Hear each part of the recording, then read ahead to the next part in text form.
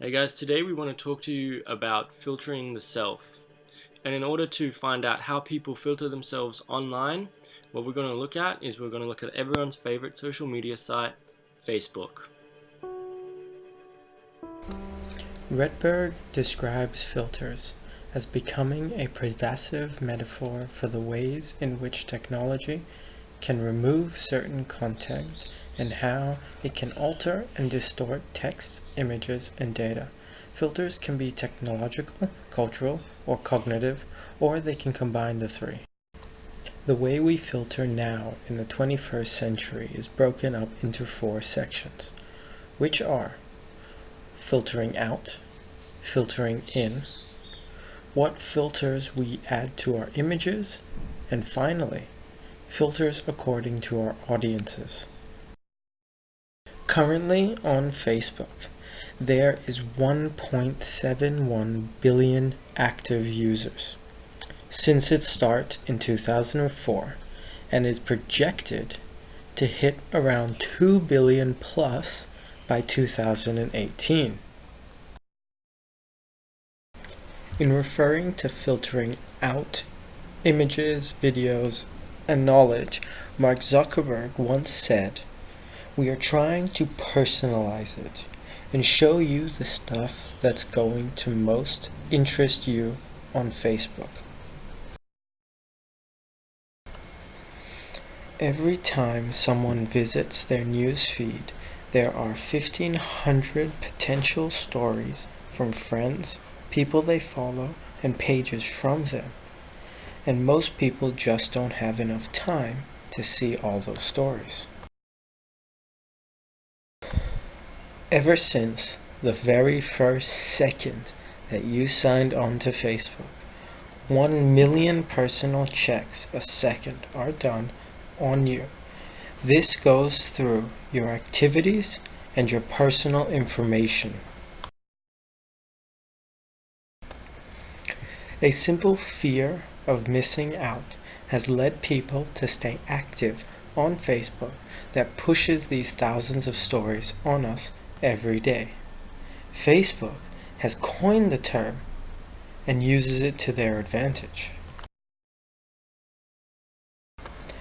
Sponsorship money has led to non-stop advertising based purely on what stories you linger on the most, as well as what videos you watch that come on your newsfeed and what you send to your friends. Every time you like or you share news, image, video, etc. on Facebook, you enhance the chance of Facebook targeting an ad directly at you. One of the most common and most noticeable ways in which we filter ourselves on social media is through literally filtering our photos. We do this in order to change the photo, to make it look more edgy, or to make it look brighter. Filters originated on Instagram, but nowadays almost every social media site, or even just your camera, allows you to apply a filter to your photo. Redberg makes an interesting point in her book, saying that the filters are so popular because they allow us to see ourselves through someone else's eyes. As she says, one reason the filter fascinates us is that it gives the image that strangeness that defamiliarizes our lives.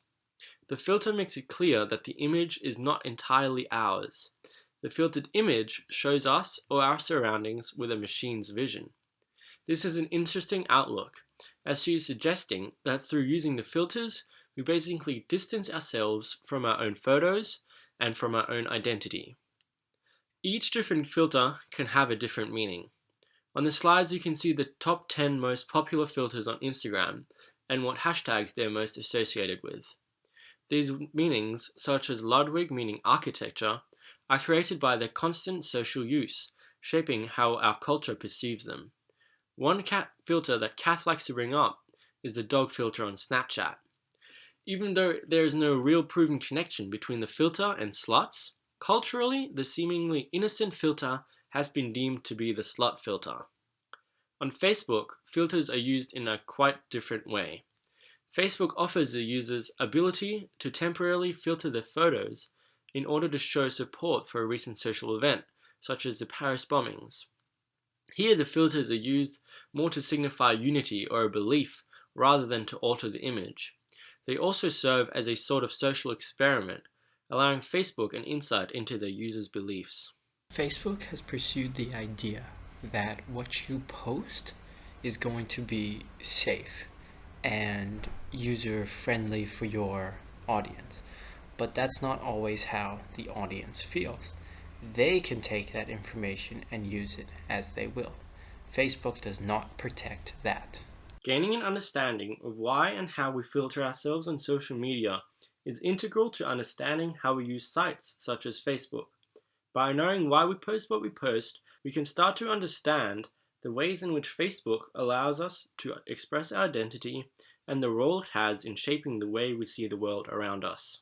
For us, this topic was really important since we both are very interested in the human element behind social media, wanting to know what drives people to use Facebook in the way they do. But almost more importantly, we both found it really interesting to see what some people decide to post, like posting pictures of your new credit card or airplane tickets. For Levi, choosing this topic and looking at social media was also very interesting since he doesn't really frequent Facebook that much. Therefore, he was quite surprised at how users actually affect what Facebook shows them. Since everyone uses social sites like Facebook very differently, we all have a different understanding of the reality that it creates.